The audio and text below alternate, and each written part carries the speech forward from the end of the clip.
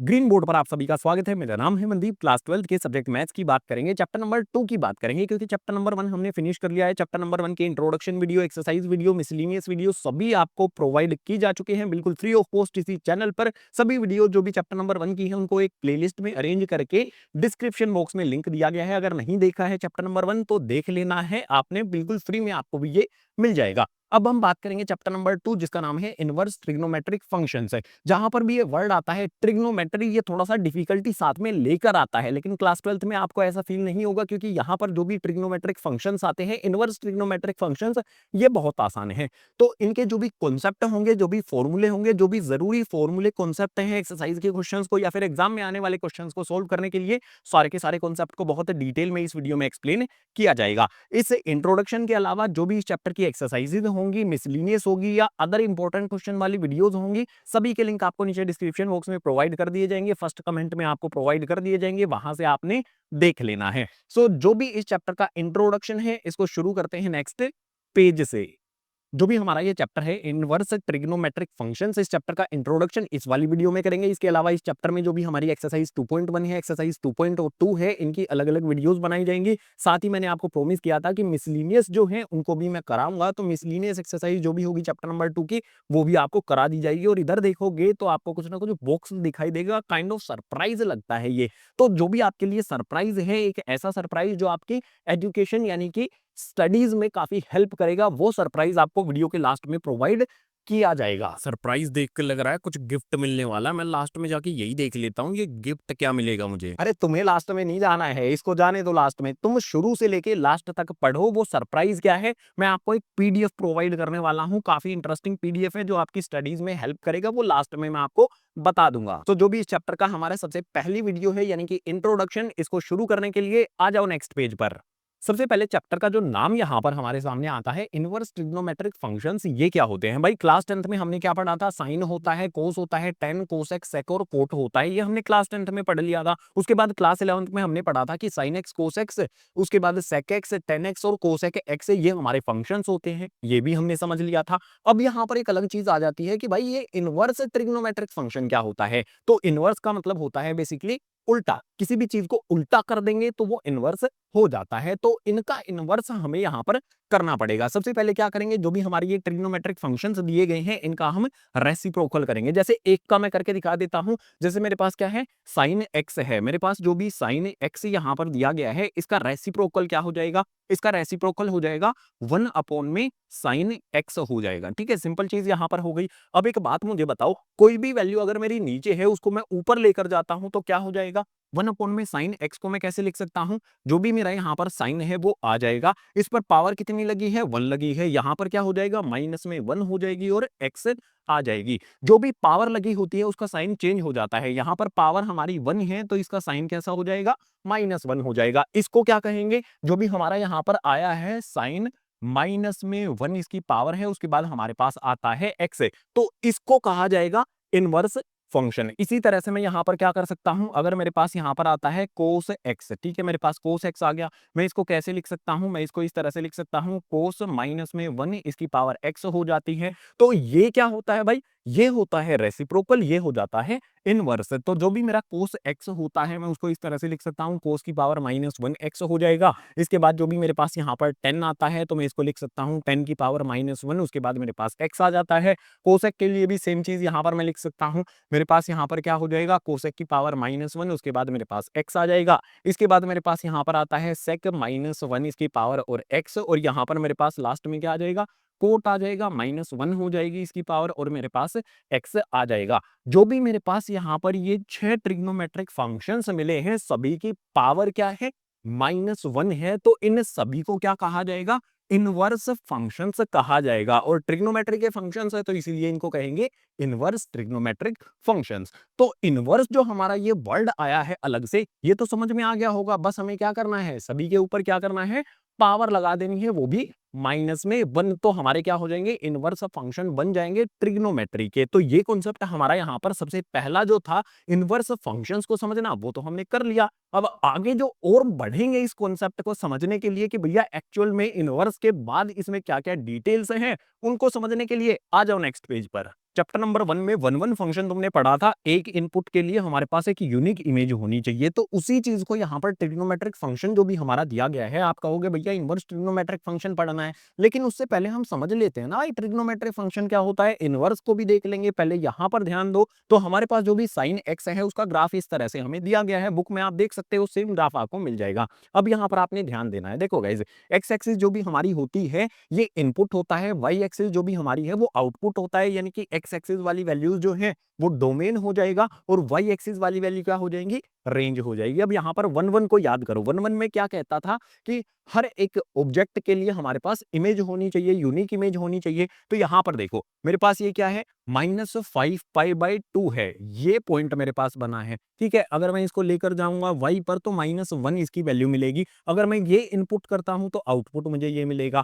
अगर मैं -π/2 पुट करता हूं तो भी मेरे पास देखो -π/2 है तो भी मेरे पास क्या मिलेगा, आउटपुट -1/2 मिल जाएगा। इसका मतलब क्या है कि यहां पर दोनों की इमेज जो भी मेरे पास यहां पर ये वाला वैल्यू है और ये वाली वैल्यू है, दोनों की इमेज मेरे पास क्या है, -1 मिलती है। इट मींस ये हमारा 1-1 फंक्शन नहीं रहेगा। अगर हमें इसको 1-1 फंक्शन करना है तो उसके लिए मैं क्या करूंगा, वैल्यू को रिस्ट्रिक्ट करके लूंगा। मैं यहां पर क्या करूंगा, जो भी मेरे पास यहां पर -π/2 है, यहां से लेके π/2 तक वैल्यू मैं ले लूंगा।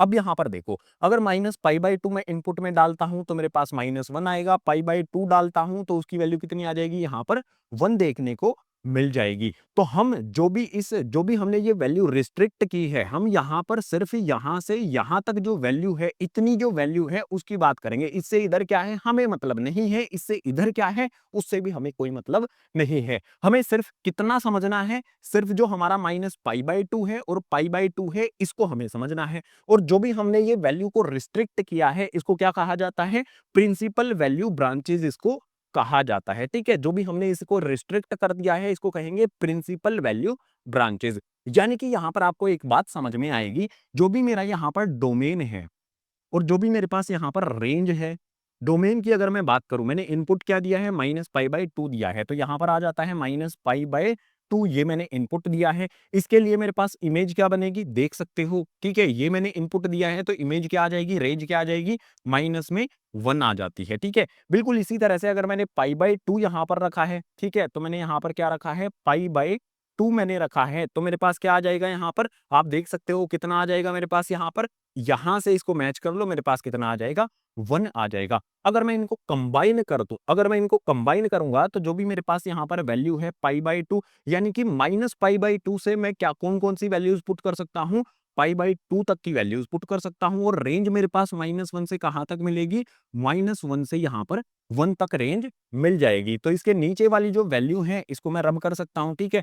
मैंने इनपुट क्या क्या दे सकता हूं मैं, -π/2 से π/2, और मैं यहां पर आउटपुट मुझे क्या मिलेगा, -1 से 1 तक का आउटपुट मिल जाएगा। एक बात और इसमें आपको ध्यान रखनी होती है कि जो भी मेरा यहाँ पर π/2 है वो इंक्लूड होता है, इंक्लूड होता है तो उसमें हम कौन सा ब्रैकेट यूज करेंगे, स्क्वायर वाला ब्रैकेट यूज करेंगे। और यहाँ पर मेरे पास जो भी -1 है और 1 है वो भी इंक्लूड रहते हैं, यानी कि यहाँ पर हम कौन सा ब्रैकेट यूज करेंगे, स्क्वायर वाला ब्रैकेट यूज करेंगे। जो भी ओपन इंटरवल क्लोज इंटरवल वाला कॉन्सेप्ट क्लास 11th में सीखा था उसका भरपूर यहाँ पर इस्तेमाल हमने करना है। तो जो भी हमारा साइन एक्स होता है उसके लिए हमारे पास डोमेन क्या है, रेंज क्या है, ये तो आपने समझ लिया।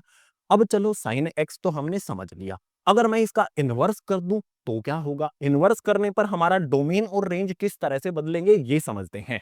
तो देखो गाइज, ये हमारी एक्स एक्सिस, जैसे ही हम इसका इनवर्स करेंगे ना, हमारा जो फंक्शन है इस तरह से वो ऐसे हो जाएगा, ठीक है। इनवर्स करने पर इस तरह से हो जाएगा और हमारी रिस्ट्रिक्टेड वैल्यू क्या हो जाएगी, आप यहां पर देख सकते हो, ज्यादा कर दिया मैंने ये, हमारी रिस्ट्रिक्टेड वैल्यू क्या हो जाएगी, यहां पर हो जाएगी π/2 से लेके यहां पर हमारे पास -π/2 तक ये हो जाएगी। मैंने आपको बताया था जो भी हमारे पास x होता है वो इनपुट होता है और y वाली वैल्यूज क्या होती हैं, आउटपुट होती हैं। जो भी हमारा ये वाला है डोमेन और रेंज, ये किसके लिए है, ये हमारा साइन x वाले फंक्शन के लिए है। अगर यहां पर बात करता हूं, मैं इसकी बात करता हूं, मैं इसमें क्या इनपुट दूंगा, -1 इनपुट दे सकता हूं और 1 इनपुट यहां पर दिया जा सकता है। तो जो भी हमारा ये वाला फंक्शन है इसके लिए मैं मतलब इसी के नीचे लिख लेता हूं, यहां पर लिख लेता हूं डोमेन और ये आ गया मेरे पास रेंज। डोमेन और रेंज ये मैं किसके लिए लिख रहा हूं यहां पर, inverse trigonometric function sine -1 x के लिए, ठीक है, sine to the power -1 x के लिए।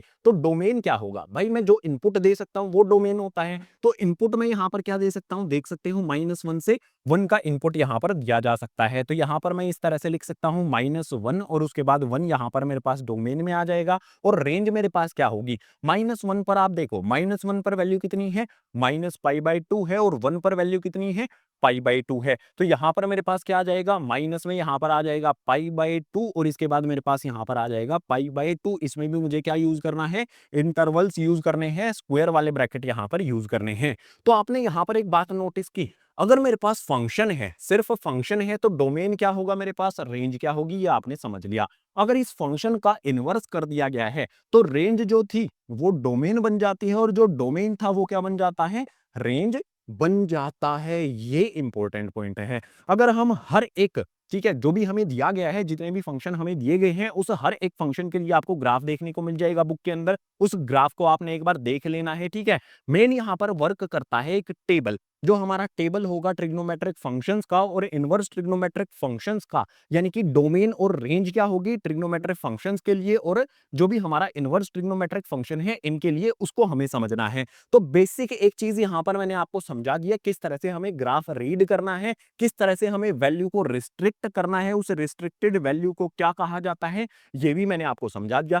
डोमेन रेंज हो जाएगा, रेंज डोमेन हो जाएगा, क्या होने पर, इनवर्स होने पर। अगर ट्रिग्नोमेट्रिक फंक्शन हमें दिया गया है तो डोमेन और रेंज ये होगा, इनवर्स अगर कर देंगे तो रेंज डोमेन हो जाएगी, और जो भी डोमेन है वो रेंज हो जाएगा, ठीक है।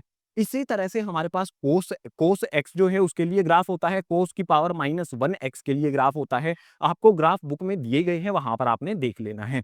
अब सपोज करो जो भी मेरे पास यहाँ पर साइन एक्स है और जो भी मेरे पास sine to the power -1 X है, यानी कि साइन एक्स का जो भी इनवर्स है, अगर मैं इन दोनों ग्राफ को इकट्ठा कर दूं, दोनों ग्राफ को अगर मैं इकट्ठा कर दूंगा, मतलब मुझे क्या करना है, ओ ओरिजिन से ओरिजिन को जोड़ देना है, ठीक है। ये मेरे पास जो लाइन यहां पर मैं लगा रहा हूं, ये वाली जो लाइन यहां पर है, ये कौन सी की है, ये वाली कौन से की है भैया, साइन एक्स की है, ठीक है। ये वाली लाइन मेरे पास क्या हो जाएगी, साइन एक्स के लिए है।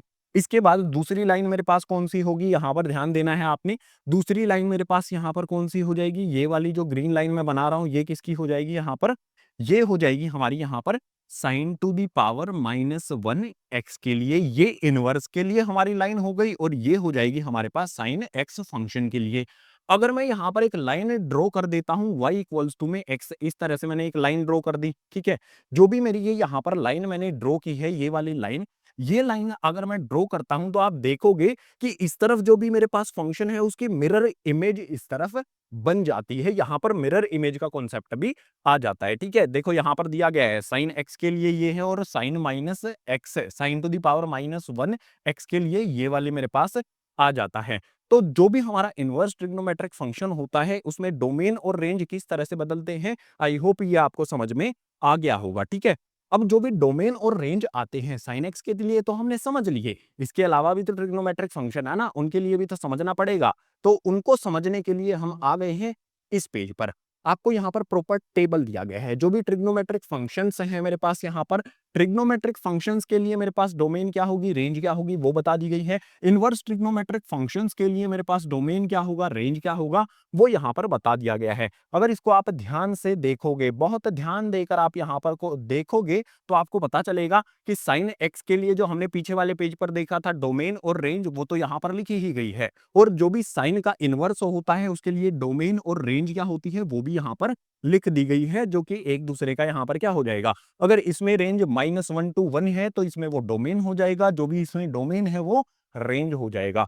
इसी तरह से भैया कोसेक एक्स के लिए -π/2 से π/2 माइनस में यहाँ पर 0 कर दिया जाता है, क्योंकि कोस एक्स में हमारे पास वैल्यू 0 कभी भी नहीं होती है। ये हमारे पास क्या होगा, डोमेन होगा। और रेंज क्या हो जाएगी, रेंज में से हमें क्या माइनस करना पड़ेगा, जो भी हमारे रियल नंबर होते हैं, रेंज में जो भी हमारे रियल नंबर होते हैं उसमें से हमें -1 और 1 सब्ट्रैक्ट करना होगा, क्योंकि कोस एक्स के किसी भी फंक्शन, मतलब कोस एक्स में हमारी वैल्यू कभी भी -1 से 1 नहीं होती है, ठीक है। इसके अलावा जो भी रियल नंबर हैं वो सारी की सारी वैल्यू हो जाएंगी -1 और 1 के अलावा, इसीलिए इनको सब्ट्रैक्ट कर दिया गया है। और यहाँ पर जो ब्रैकेट का यूज किया गया है, कहीं पर आपको दिखेगा स्क्वायर वाले ब्रैकेट का यूज किया गया है, कहीं पर राउंड वाले ब्रैकेट का यूज किया गया है, ये बात आपको ध्यान में रखनी है। क्लोज इंटरवल, ओपन इंटरवल जो भी मैंने आपको कराया था वो कॉन्सेप्ट यहाँ पर यूज होता है। इसके अलावा यहाँ पर एक बात और बता देता हूँ, जो भी मेरे पास यहाँ से लेके ये 3 फंक्शन आते हैं, कौन सा, sin x, cos x और tan x, इनको मैं कहूंगा ए फैमिली, ठीक है। इसमें भी इस तरफ में मेरे पास लिखे होंगे sin to the power -1x, cos the power -1x और tan to the power -1x, ये मेरे पास क्या हो जाएंगे, इसको कहेंगे फैमिली ए, ठीक है। ये मेरे पास क्या है, ए वाली फैमिली है, ठीक है। बेसिकली हम इनको किस में रखेंगे, जो भी इनवर्स वाले हैं ना उसमें हम क्या कहेंगे, ये हमारी ए फैमिली है और इससे नीचे वाली जो फैमिली है उसको बी कहा जाएगा। ए और बी फैमिली इनको कहा जाएगा। आप कहोगे क्यों कहा जाएगा, ऐसा क्या है इनमें।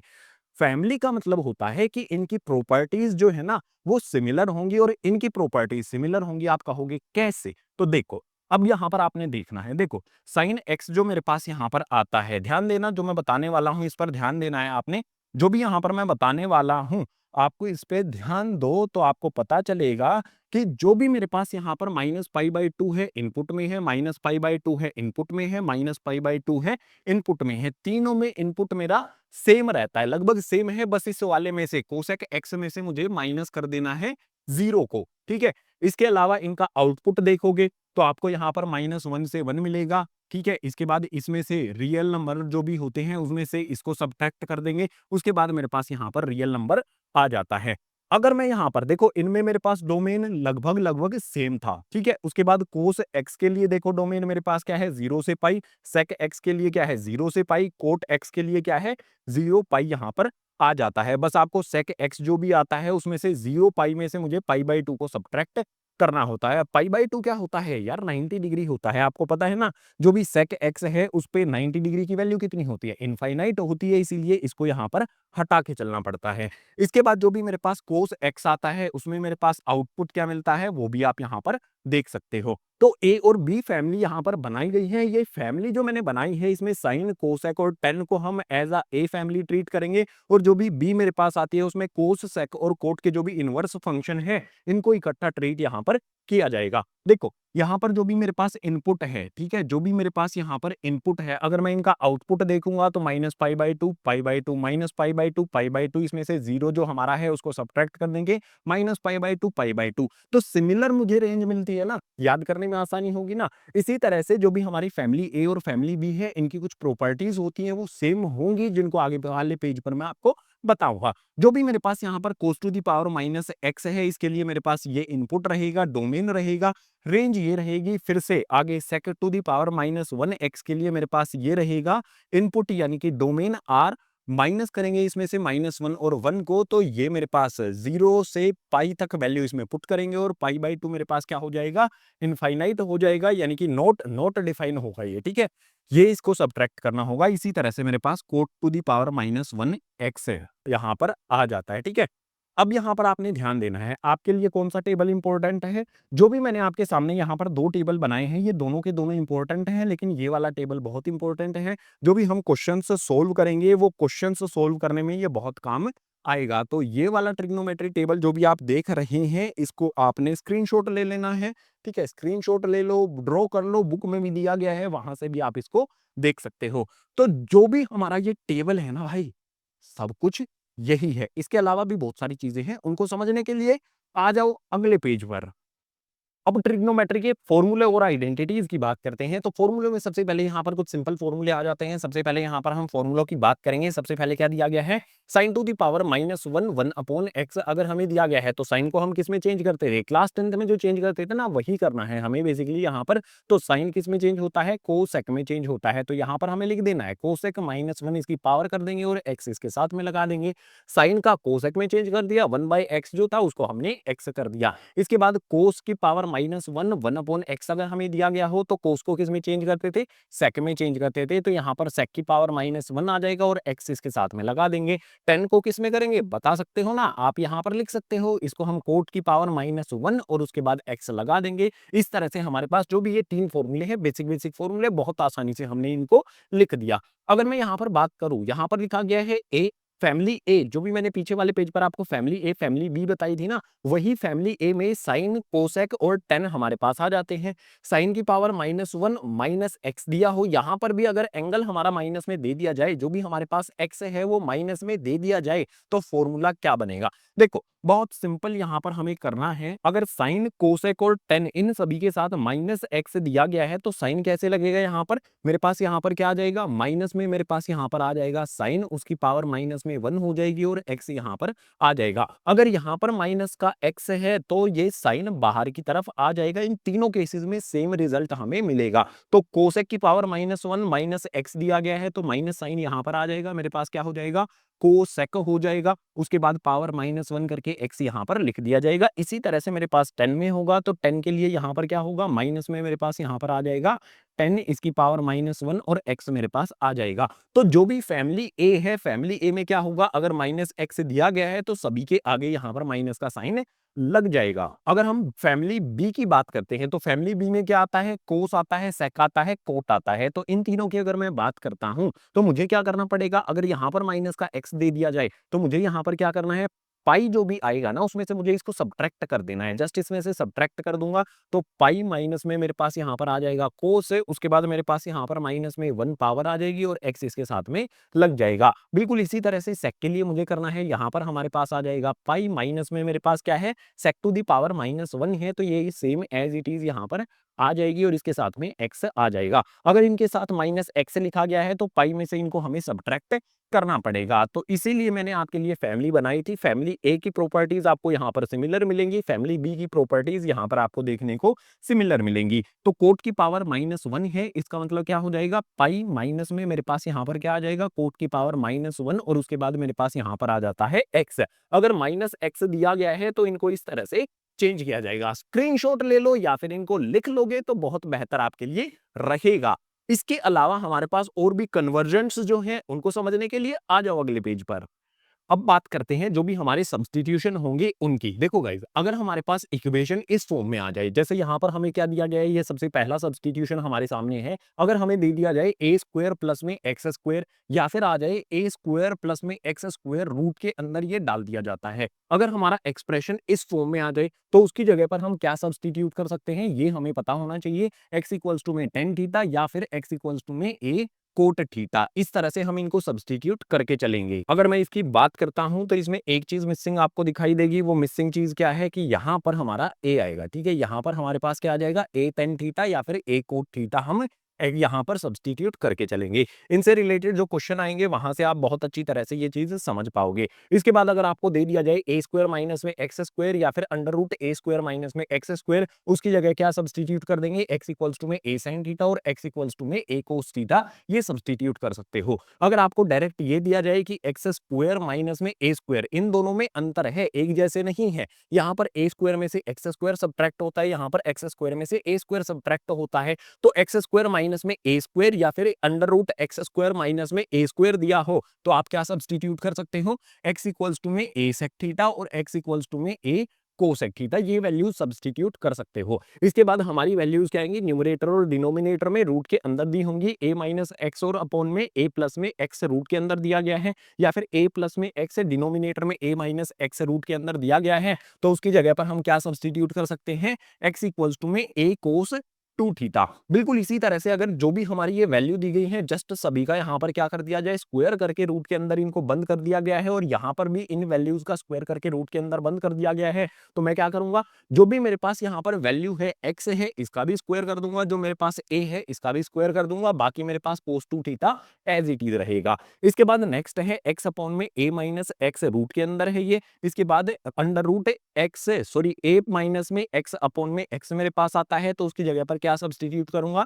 ए माइनस में साइन स्क्वायर थीटा और एक्स इक्वल्स टू में ए कोस स्क्वायर थीटा, ये यहां पर सब्स्टिट्यूट किया जाएगा। अगर मुझे इस फ्रैक्शन का, देखो इस फ्रैक्शन का जस्ट यहां पर उल्टा करके दे दिया गया है, मतलब प्लस में करके दे दिया गया है, मुझे माइनस की बजाय यहां पर प्लस साइन आ जाता है। इसमें चेंज है बस माइनस और प्लस में। तो एक्स अपॉन में ए प्लस एक्स है और यहाँ पर ए प्लस एक्स अपॉन में एक्स है, दोनों वैल्यूज रूट के अंदर है। तो सब्स्टिट्यूट क्या करना है हमें?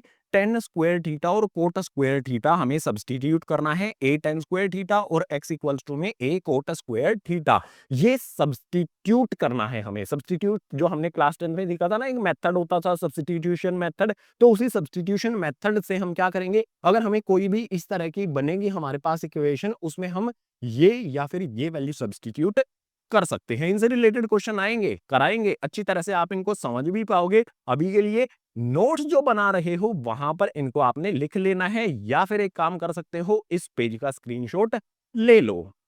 स्क्रीनशॉट ले लिया तो अब एक इंटरेस्टिंग काम आपके लिए आ जाता है। भाई इंटरेस्टिंग काम क्या है, इस डब्बे को खोलने का वक्त आ जाता है। इस डब्बे को अगर हम खोलेंगे तो क्या निकल कर आता है, जो भी क्लास 12th है भैया, आपकी क्लास 12th का चैप्टर नंबर जो भी आता है आपका, चैप्टर नंबर 2 इनवर्स ट्रिग्नोमेट्री आता है, chapter number 2 inverse trigonometric functions, उसकी फॉर्मूला शीट मैंने आपके लिए तैयार कर दी है। इसके अलावा भाई और भी तो फॉर्मूले की जरूरत पड़ेगी ना, जो हमने क्लास 10th में सीखे थे। ट्रिग्नोमेट्रिक रेशियोज में जो रिलेशन होता है, ट्रिग्नोमेट्रिक आइडेंटिटीज होती हैं, क्लास 11th में तो बहुत सारे फॉर्मूले थे ना ट्रिग्नोमेट्री वाले, वो फॉर्मूले सीखे थे, तो उनका भी तो इस्तेमाल करना पड़ेगा ना। हो सकता है तुम भूल चुके हो, लेकिन मैं भूलने नहीं दूंगा। उसके लिए आपने क्या करना है, जो भी ये फॉर्मूला शीट है क्लास 12th के लिए, इस क्लास 12th की फॉर्मूला शीट को आप डाउनलोड कर सकते हो। डाउनलोड करने का लिंक आपको नीचे डिस्क्रिप्शन बॉक्स में दिया गया है।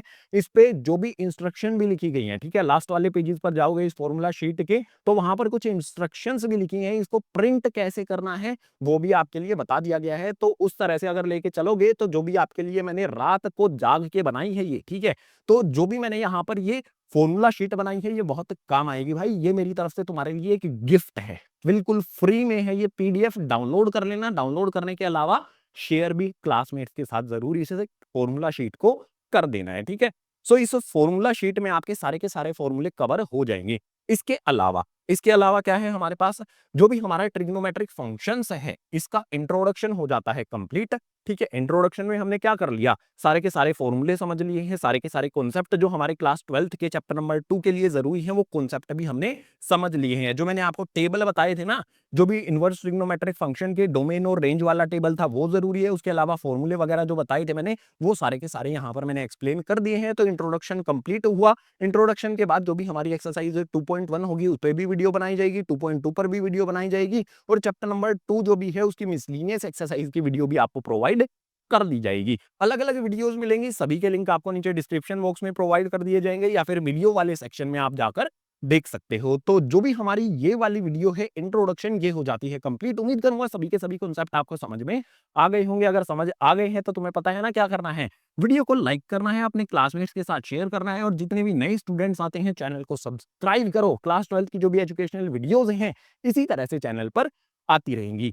इसके अलावा भी तो बहुत सारी चीजें हैं ना। इसके अलावा क्या क्या है भैया, इसके अलावा हमारे पास क्लास 9 का चैनल है। क्वालिटी कंटेंट यहाँ पर मिलेगा, एजुकेशनल कंटेंट, एजुकेशन से इधर उधर की बातें नहीं होंगी, प्योर एजुकेशनल क्वालिटी कंटेंट आपको क्लास 9 से रिलेटेड मिल जाएगा। यहाँ पर छोटे भाई बहन जो भी हैं, दोस्त हैं आपके, उनके साथ इस चैनल को शेयर जरूर कर देना है। ग्रीन बोर्ड से आप क्लास 10th की पढ़ाई कर सकते हो। ग्रीन बोर्ड हिंदी से, हिंदी माध्यम वाले जो विद्यार्थी हैं वो पढ़ाई कर सकते हैं।